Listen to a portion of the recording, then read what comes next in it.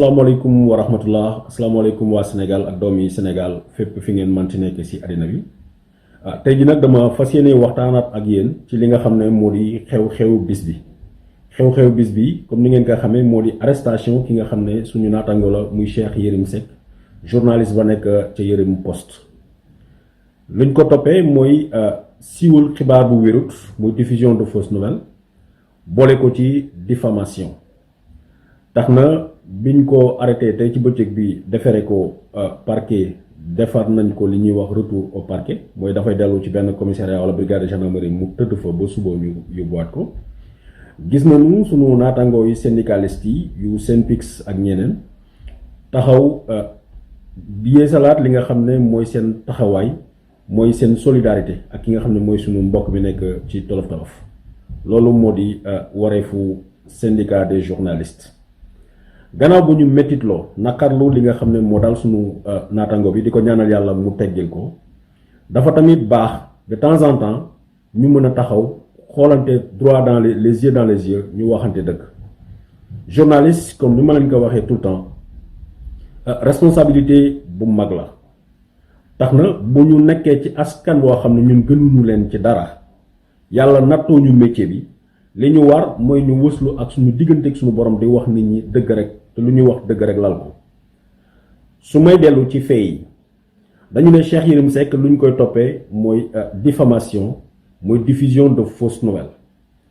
gis nañu ci communiqué bi nga xam ne SYNPICS génne na ko ñu ngi ñuy wax ni gendarme yi dañu laaj Cheikh Yérim Seck li nga xam ne muy source am ma defe ne jusque dans les états les moins démocratiques question wu journaliste kan moo la wax ji loolu dañ ko dépassé benn gendarme benn policier ñemewut a jàpp journaliste di ko laaj kan mooy su source parce que xam na ni la première chose bi ñu jàngal ci journalisme mooy la source elle est sacrée yow boo woowee journaliste nga jox ko information journaliste boobu bu fekkee ni suba dem na mu wax ni lii ma wax ni ñu xoqatal ko ñu tiital ko mu ne lii ma wax ni diw moo ma ko wax journaliste boobu bu la tuddee ne yaa ko wax dara yow mën nga porter plainte contre journaliste boobu parce que boobu boobaa dafay daanu ci li ñuy wax non protection de la source te journaliste bi nga xam ne ñëpp ràññee nañ ni mënul protéger source am kooku journaliste dootul liggéeyati boole ci constitution ak loi yu monde yëpp gannaaw ñoo reconnaître métier wu journaliste xam ne c'est d'utilité publique ñooñu ñooy protéger la source du journaliste kon journaliste kenn mënu ko laaj sa source tax na bu ñu jëlee débat bi nga xam ne tey mooy li waral ñu convoqué Cheikh Yérim Seck ñu bëgg ko tourner le autour de la source man dama defi ni dañuy tourner débat bi du foofu Cheikh Yérim Seck bokk na ci journaliste yi nga xam ne ñu njëkk a siiwal coowu Bati Plus bi xamal Sénégal ni bi ñu defee perquisition ci boutique yi nga xam ne Fares yi ñoo ko moom fekk nañ fa 650 millions lan fa fekk xamal ñu ni am na benn xale bu jigéen bu tudd Rachel Slayhati bi ñu ko jàppee dafa dugal ay patron ba nu jàpp leen ci ëllëg si gendarmerie def perquisition ñu jàpp 650 millions ñëpp jàpp ko gis na nu barki démb nekk ci plateau Maïmouna Ndour Faye mu ne daf ñu defal révélation yu bees xamal ñu ni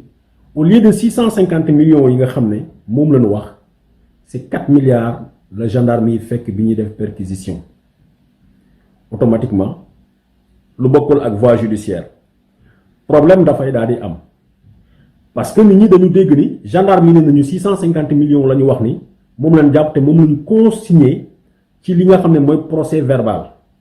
parce que gendarme tey bu ñuy def gendarme wala muy policier bu perquisition di am bu ay officier de police judiciaire di ñëw ci kër def perquisition non seulement le mise en cause daf fay nekk mais loi dafa ne le mise en cause bu ñu ñëwoon di def perquisition këram fekk ñu ko fa nañu jël ñaari témoin dañuy réquisitionner ay nit ci mbedd bi ñu ne leen kaay la ngeen seede parce que la fa gendarme di fekk muy xaalis wala muy leneen bu ñu ko comptabiliser ba pare dañuy laaj témoin yooyu ñu compter ko ak ñoom ñu signé alors li nga xam ne mooy perquisition bi gendarme yi def puisque les concernés dañu taxawoon man mënuma comprendre xanaa man doo ñëw suma kër ngay perquisitionné nga fekk fa 4 milliards ma ne la non léegi 650 millions la xanaa beneen xaalis bi fu mu jaar su ñu toppee ci raisonnement wu Cheikh Yérim Seck ça veut dire quoi c'est-à-dire soit suñu gendarme yi ñoo sàcc li nga xam ne mooy 3 milliards 350 millions yi des wala gendarme yi dañ leen corrompre pour ñu mën a nëbb wax jooju tax na ak ni mu mënti demee boo defee affirmation bu mel noonu ak gravité bi nga xam ne da ngay sotti discrédit mooy doyadal tuutal ay doomi aadama yi nga xam ne ñoom la ñu confier suñu sécurité le minimum mooy que nga am ay garantie yoo xam ne bu ñu la ko laajee nga ne ci lii laa ko basé parce que la seule preuve bi nga xam ne mooy exister ci affaire bi mooy procès verbal de constatation bi nga xam ne gendarme yi def nañ ko devant les mises en cause ak devant témoin ça parle de 650 millions xaalis boobu ci monnaie CFA la ak ci li nga xam ne euro la ak dollar xaalis boobu pour rappel bi ñu koy compter keroog gendarme yi 17 heures lañu commencé compter xaalis bi ba buñ ci pare 2 heures du matin contrairement li nga xam ne Cheikh Yérim Seck wax na ko dëgg la dañu réquisitionné kenn benn employé bu nekk BHS moo ànd ak ñoom compter xaalis bi naka la ñu yegsee ci lii yëpp ki nga xam ne mooy Christian Samra muy directeur général Batiplus moom moo soupçonné ki nga xam ne mooy Rachel Sleilati mi nga xam ne mooy responsable coffre bi mooy seen comptable buy responsable coffre xaalis buy dugg ak buy génn ba moo koy xam moo koy tracé ci carnet mu gis ne am na xaalis boo xam ne daf ko luubal balaa ñoo dem gendarmerie ñoom dañu njëkkoon a def li nga xam ne mooy enquête interne ñu jëloon li nga xam ne mooy huissier de justice muy Bernard Diatta le 6 mars 2020 ñu waxtaan seen biir Rachel reconnaître ni ki am na xaalis boo xam ne daf ko luubal mu wax ni jox naa diw jox naa sama yaay may naa sama far ba moom ak faram jënd nañu lii mun nañ leen jox tous les détails mais dañu bëgg vidéo bi gàtt danañ ci delluwaat ak yeneen vidéo Rachel engagé wu ni dafay fay yëf yi mais bi gars yi continuer seen investigation la ñu xam ne peut-être que le mal est plus important que liñ leen won ñu décider porter plainte noonu la ci section de recherche jotee bi ci section de recherche jotee mu ngi topp xale bu jigéen bi Rachel Sleilati fàttali leen ni ñaar fukki at ak ñeent la am muy 24 ans biñ ko auditionné mu reconnaître ni moo jël lii mais moom moo wax gendarme ni lu ñu may toppee en fait pratique la boo xam ne ñun ñu ngi koy def ci biir Batiplus ça veut dire saa su ne dañ may jox xaalis ne ma bindal ko lii ci carnet bi après carnet bu comptabilité boobu xotti ko ci ngoon bokkul ak carnet officiel bi nga xam ne mooy suñu comptabilité normale moom bi mu gisee na pratique boobu am na ci boîte bi ci li mu wax moom it mu profité ne dafay def loola ça veut dire bu leen joxee 100 millions wala 50 millions moom da ciy rocc loo xam ne moo koy jëlal boppam ñu ne ko naka nga mën a waxee loolu mu ne kii nga xam ne mooy Christian Samra saa su ne dafay génne xaalis bu bare nga xam ne duñ ko boole ci comptabilité mu mel ni lu ñuy luubal di ko jox waa ji nga xam ne mooy suñu courtier bi mu di koy yóbbu moo xam fu mu koy yóbbu gendarme yi bi ñu amee information boobu mu di lu yéem si ñoom parce que sàcc ngi nii nee nañu koo koy sàcc bi ñëw ne la man tuuti laa sàcc mais ki gën a sàcc bu rëy moo nekk na le c'est ça la vérité loolu mooy dossier bi noonu la leen Rachel génnalee parce que document yooyu ñu naan ko mu yàq leen daf leen denc yooyu la génnee mu won ko gendarme yi balaa ñoo jëli Christian Samra mi nga xam ne mooy directeur général Batiplus dañu dem jëli ki nga xam ne mooy Moussa Fall muy seen courtier Moussa biñ ko entendre mu nangu ni yëf ya am na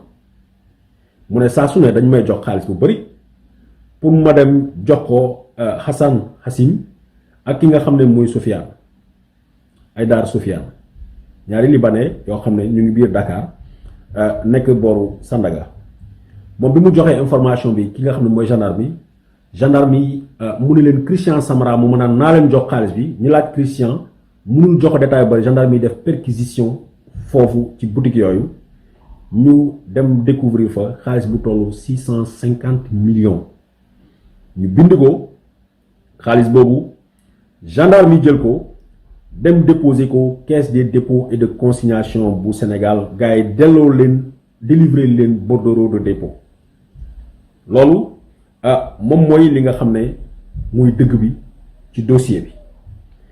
léegi nag dégg nañu Cheikh Yérim Seck expliqué ñu indi ay ramification Hezbollah indi ay ramification FBI bu fekkee ne am na tuuti ko xam dara ci milieu bu renseignement ak milieu opération judiciaire internationale coopération judiciaire internationale lu muy fonctionner xamul ni mënuñu wax ni dem nañ découverte Sénégal rek automatiquement mois de mars ak jamono ju ni mu compliqué FBI détaché nit pour mu ñëw Sénégal ne dafay enquête mënul nekk te du nekkul dëgg déjà pour ñi nga xam ne xamuñu FBI am na bureau représentation FBI am na Dakar ki nga xam ne moo koy diriger Conley Brown la tudd il est rattaché à l'ambassade des États-Unis mënoon naa leen jox exemple yu bare yoo xam ne man sama bopp la concerné man sama bopp maa ci liggéey ay liggéey muy que ça soit waa FBI ou que ça soit ay ñoo xam ne waa CIA nga mën a waxtaan ak ñoom mais doo génn ci biir Sénégal ngay toog waxtaan ak ñoom wala jëflante ko ak ñoom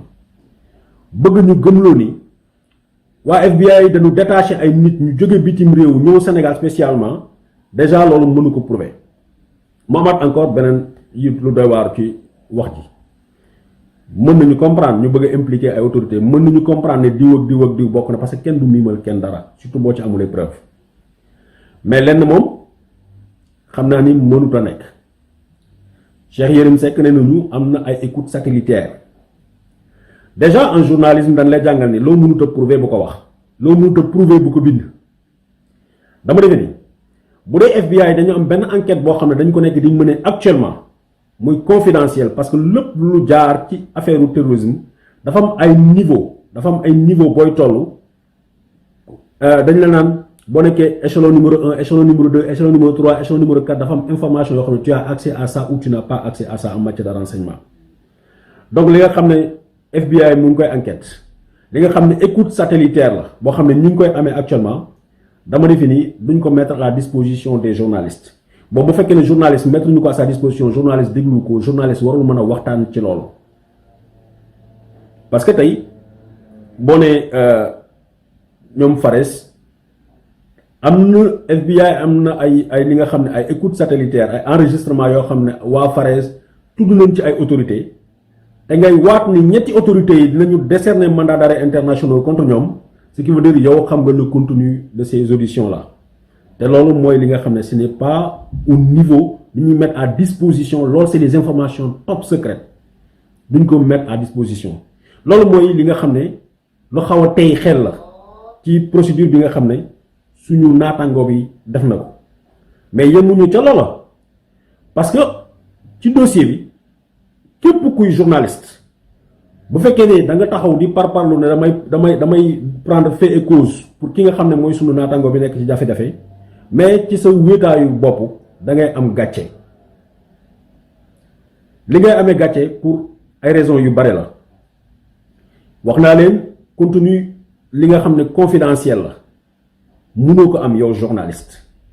nee naa leen FBI du détaché yónni nit pour mu dem enquête spécialement parce que am na bureau FBI Sénégal mais naka nga mën a toogee yow nga waat nga joxe ay information ci loo xam ne par exemple il nous dit bureau avocat ministre de la justice moom moo nekk di piloter dossier bi alors que le peu de choses bi nit ñi xam d'ailleurs le service du ministère de la justice def nañ ci communication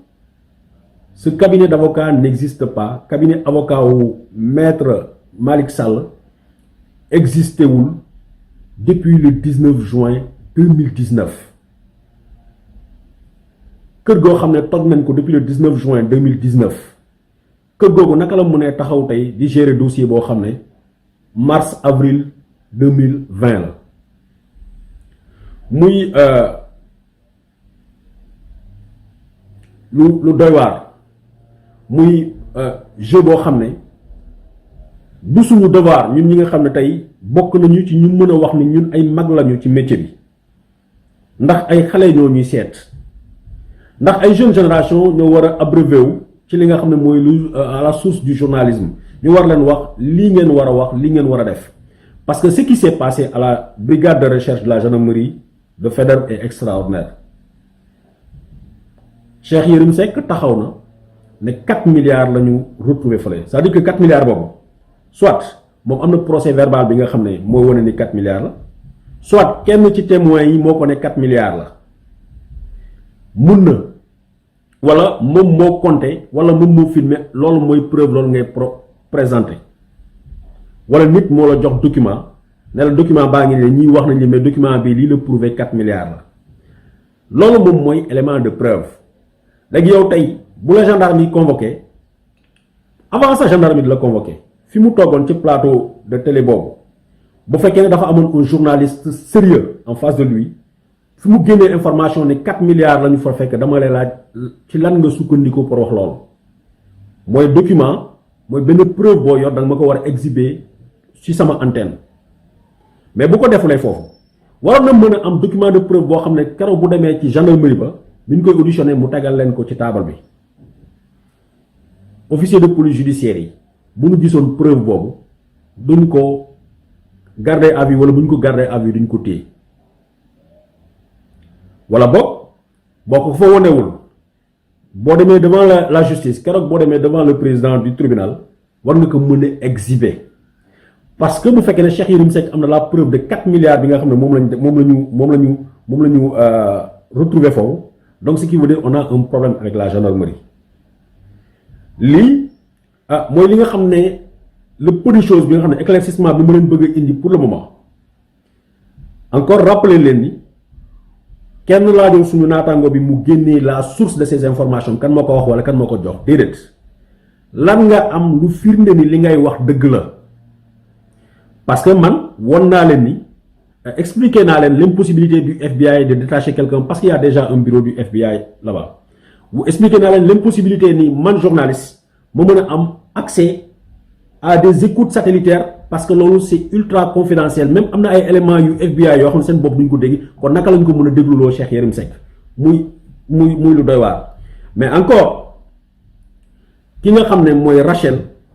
moom la ñu porter plainte te moom Rachel moom reconnaître na ni moom moo jël xaalis Rachel reconnaître na ko depuis le 6 mars devant l'huissier de justice maître Bernard Diatta mais reconnaître na ko à la gendarmerie ñu daal di décerner contre moom un mandat de dépôt dañ ko arrêté déféré ko parquet ne mandat de dépôt ki nga xam ne mooy Christian Samra te xale bu jigéen bi ne moom it day génne xaalis ñu topp ko xale bu jigéen bi ci carnet bi mu génnee 2 milliards 800 lañ ci génne loo xam ne Christian Samra génne na ko bi ñu wooyee ki nga xam ne mooy Moussa Fall mu reconnaître ne xaalis bi maa koy jox diw maa koy jox diw maa koy jox diw ñu dem def perquisition si ñooñu dañ fa fekk 650 millions lii mooy wax ji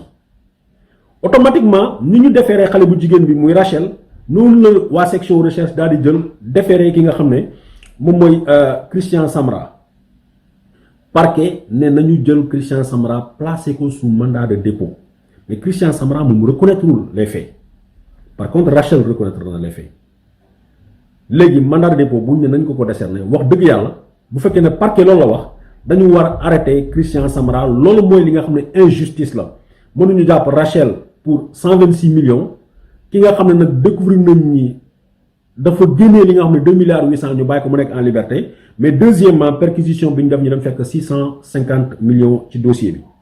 li mooy premier jet bi nga xam ne def nañ ko ci dossier bi danañ leen defaat yeneen révélation mais li ma bëgg mu leer ci bopp nit ñi déjà Cheikh Yérim Seck kenn waxu ko lan mooy ses sources li ñu ko laaj mooy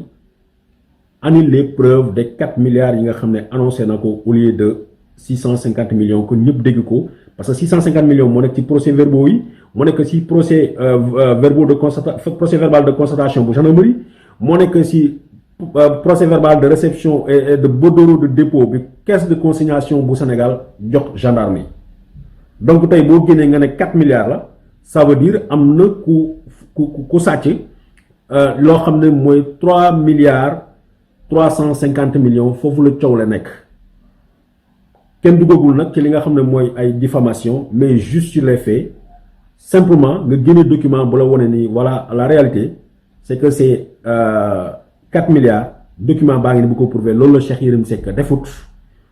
ñu ngi ñuy expliquer ni ay source lañ ko laaj wax ji nekkul waxu source waxu preuve la jërëjëf maa ngi leen di ñaanal jàmm ba beneen yoon